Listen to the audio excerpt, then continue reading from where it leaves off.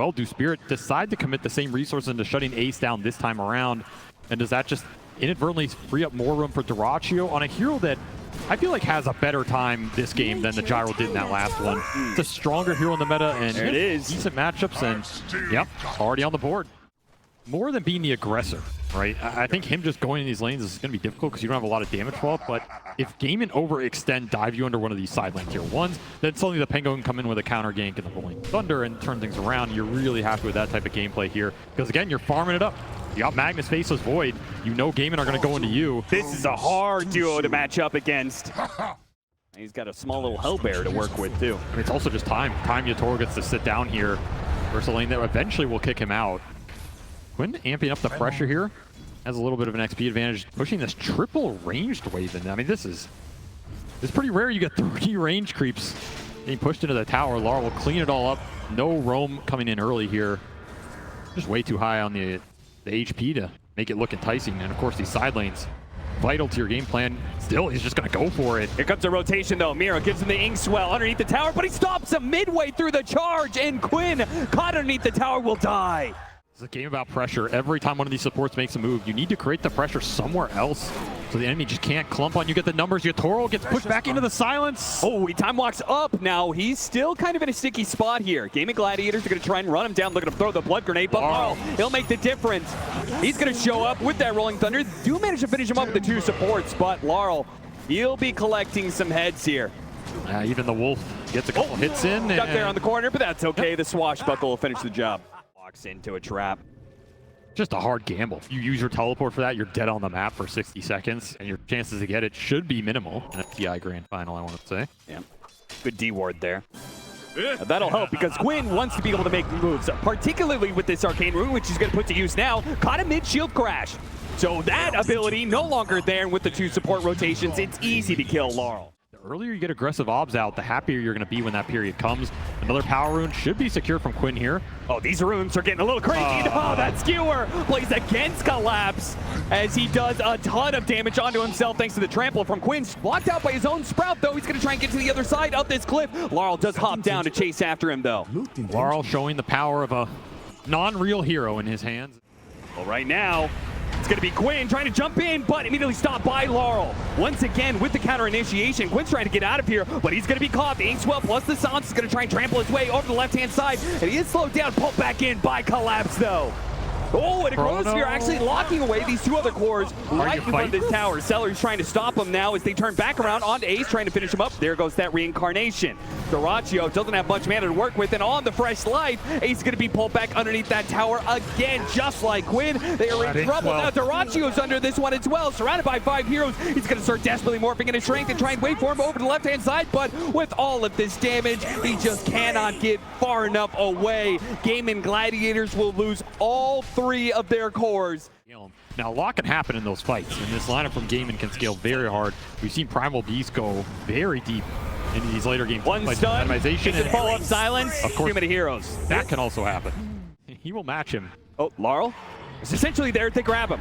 Mira can stop some of this, though. Throws out in silence. The Inkswell. Oh, so much burst damage, though. Celery hit him big with that one. He got off the shield crash, though. No way. And those shields are keeping him alive. They need a bit more damage, but now he's TPing away. Goodbye. Just not crisp enough. Laurel walks it off. I think he even misclicked his swashbuckle there. Dyrachyo on the edge of the Chronosphere. Now that's an idea. Feels like it comes down to Ace in a lot of Gaimin's games, but yeah, particularly right now, he's the strongest hero on the map. He can create the pressure. He can do things like this where he just solo create an opportunity. There's no way you're fighting them without those big ults off cooldown or without Collapse being stronger. Skewer on skewer play. You're coming with me. Skewer him up into the TP point from Quinn. Collapse, as long as he keeps the damage on him, he's not going to be able to blink away, and Quinn will finish the job. Precious These are good Morphling combos you can use for the fights and the team. Quinn starting to pick up the pace and instantly silenced, and a beautiful soul bite, and now it Inkswelled up, pinball coming through, straight into the heart of Gaimin Gladiators. Dyrachyo's already burned out of most of his mana, pops his wand, but Dyrachyo, he needs to be able to get away from both and Yatoro, and he's been burned out. No chance there. Gaimin Gladiators still have a chance, though, to be able to fight back around Ace and his Radiance, but without their carry, it's not looking great, as Ace is going to be burned out of his first life. And they fight around the second one. Quinn's sticking around. They certainly don't want to be giving up Ace like this. Now, I do think this late game is not 100% right. Like, we're talking about Mag Void. It is very powerful. You're going to get some pickoffs like this for sure, and Empower is going to clean up the map. On by Yutaro. He just gets a bit of a poke, gets a reaction out of Gaming Gladiators. Ace will try and punish him, but just no follow-up. Yeah, he needs a lot more. Celery's gonna try and chase up. The TPs are coming in here, tries to block him out with the Sprout, but Yutaro is running free. Dyrachyo chases after him, gets him with the time dilation really though, forced. but it is a very forced move from Dyrachyo, but he gets it. He gets that kill, no, turns back around on the collapse. Oh, RP'd right in front of that tier 2, but silenced up just in the nick of time before his skewer can come through. He wants more. Yeah, he does. He sees his opportunity, and what a beautiful entrance from Dyrachyo into this game. Hard Dispel to be able to help save this Pango or this Faceless Void when they need it most, but maybe there's just too much firepower some of these times. They're just getting more information than Team Spirit right now. There are still very deep Observer wards that a Potion got out, but you can't really get there and use them. And they're not scouting anything right now as everybody's on top of him. That shard is pretty helpful when it comes to the Sprouts, but may not save him from this as he's going to be surrounded. He'll create a little bit more time, a little bit more space. In fact, he's going to go for the TP away, and there it is. Okay, they do manage to stop that. That would have hurt Gaming Gladiators a lot. If they have a double damage in Morphling's bottle, if they can get to this fight in time, Team Spirit may get wiped and lose the Roshan fight, and they are not doing this fast enough. Gaming Gladiators are going to get here, and it looks like Team Spirit have made the right read. They're going to smoke, backing themselves away. See if they can find the opening on Gaming Gladiators. Quinn has position. It's a position on the high ground. BKB immediately goes out. Now he has to turn and chase, but he's not going to be close enough. Team Spirit got something big out of him, but they do hit a wall. That's going to be able to hit all those heroes. The RP does manage to lock down the 2 heroes. They jumped into the RP. Dyrachyo dies immediately. He's going to have to do all the damage from here on out, but the Rolling Thunder is dangerous. It slows him down with the bashes, and the Rolling Thunder hits, and there's no chance. And now they leave Quinn. Yeah, trap him inside that Chronosphere. His BKB is gone. Get the rest. Oh, it's Gaming Gladiators who had an opportunity there to be able to upset, but now just what they feared the most. Team Spirit able to disengage after that Wrath of Nature rooted them all, which means Yutaro wants to go back. He's got an opening here. Looks for it with the Chronosphere. They were so grouped up on Gaming Gladiators, but he doesn't have the vision. He's now been grabbed. He's been time dilated. Disabled. They actually have that AoE. The calling goes out. He's on the other side. He actually gets away. Thanks, well, Time Walk undoes so much of the damage, and now Gaming Gladiators have to play it a little bit slow. Have to respect that Soulbind. They cleanse themselves of the ghost. That silence is now gone. The Soulbind is away. Yutaro, though, he's still waiting for his opportunity to get that Chrono. He got 3. Out 2, 3. 1 in the back, 2 in the front, and that's going to be the Aegis down for the Morphling. A second life for both him and Ace, though. Can Yutaro fight through this one? Is he going to be able to get away? The shot cut through, the entangle as well. That's enough. They bring down the carry. Now for the rest, Team Spirit playing back into this one. The Inkswell, now Skewer, locking them together. Laurel, maybe he can fight this one out. Dyrachyo, waveforms over it, trying to separate from his team a little bit, make sure this Swashbuckle doesn't absolutely decimate them like it does Tofu. In the back lines, Ace trying to chase down the Dyrachyo, helps him out, but Dyrachyo dies as Laurel, he does manage to finish him off just on the very tip. Just enough to be able to get that kill before he falls. Collapse tries to skewer away, but locked down by Quinn in the end. You're calling this Chrono. It's a very different story than the last fight.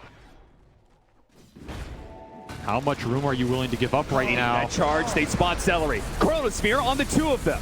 So he's going to bring down the support first. Nice use of the dead shot there. That'll make sure Ace doesn't get punished too much. Point in time. That Aghanim Scepter is pretty interesting against the burst that Yutaro wants to be able to employ, right? He wants to Chronosphere, make sure that there's 1 hero or maybe 2 that gets no impact in the fight, just like it looks like Quinn. Ooh, he barely gets off that, but he is going to be slowed down as soon as the BKB is worn away. The time dilation kicks into play, and yeah, Team Spirit have got him. Any extra bit you can gain an advantage for Dyrachyo in these man fights is going to be nice, but I mean, the Wraith King Axe is great versus the ults. It's just a question of can you do anything with like the 5 seconds you have afterwards, right? Dyrachyo going to man up. They're going to jump onto this Faceless Void, see if they can burst him down. Once again, there's that Inkswell Hard Dispel into the Time Walk. An attempt, collapse. He turns around, gets that RP on the 2 of them, locking down Dyrachyo and finishing him off. And now Ace is going to come back into this with not much support. With no Quinn, they knew they had the numbers advantage, and they take the fight into Gaming Gladiators no matter the cost. He gets a jump away. Force Staff helps him out, but it's not far enough. That is a very bold move. When your Primal is dead, he's so much of your damage, so much of your burst damage. I mean, again, they're very close to bursting Yutaro, but the man knows his limits. Elven Tunic will help in. Oh, Tofu! Yeah! A shot from downtown claims the life of Yutaro. Just as I cast her, curse the hell out of him. They still don't have Ace. They're still looking forward with this smoke. There's And Quinn, there's a hesitancy out here. Yatoro? Yeah, this is, I'm surprised Gaming Gladiators, they're surprised that they're even out here. What Quinn starts the to hell this one up into the high ground. Oh, What? Quinn. He doesn't have a TP. Where are you? Quinn! He's going to be able to get a force staff down to the low ground, but that was an opportunity to get the pick off, and instead it's Collapse who finds the pick off. Another Ogre Seal Totem for Accelerate, trying to keep him alive. Bump back in, hold the Swashbuckle, just barely outside of the range there, and they do. And Yatoro's back. Yatoro's back into it. Dyrachyo will be the first one down. Quinn, he has BKB. Can he get it off? No, too many stuns. This damage is ramped up so damn fast. Oh, Collapse got him on the Inkswell. You get the Morphling, you're going to clear house on the back line. So suddenly the scale from Team Spirit is starting to pick up the pace on their supports, and these are scary ones. RP straight up in the top lane. He got caught trying to hit that tier 2. You can get nothing for free against Team Spirit. They're going to go for number 2. Dyrachyo, 3 seconds on the spawn. Butterfly completed for Yatoro now. No MKB in sight. You're going to have to do this the hard way. Just charge in and hope it goes your direction. Checking it out, seeing who's TPing in. Toro with the Lincolns. He's got an extra life. He's got a BKB in his backpack for that second life. Oh, and they Collapse. got an opportunity from Collapse. Old Celery out of position. All right. Dyrachyo gonna try and use that Faceless Void form to be able to help out, but the Chronosphere goes into work. The Old Scepter not actually grabbing the real one. Yatoro's still up, and he finishes off the Morphling so easily. Now the RP gets the other 2 cores. Team Spirit so clean. The extra ghosts come out from the Wraith King, but it doesn't really do anything. Ace just pops his BKB on the second life. They do manage to get another pick here on his Celeries. He tries to jump forward. They've got nothing left in the tank on Gaming Gladiators. They are all gonna fall. They're gonna throw their damage around. The Chiefs actually getting popped as Collapse got a little bit low, but into the fountain Laurel goes. Rampage. Toro, a rampage, maybe a double. No, Tofu's gonna deny him that, and they're gonna call the GG unless pulled back in. No, this one is A second rampage to finally close it off. I mean, why not add to his total, right? This is the player with the most rampages in a single TI run in history.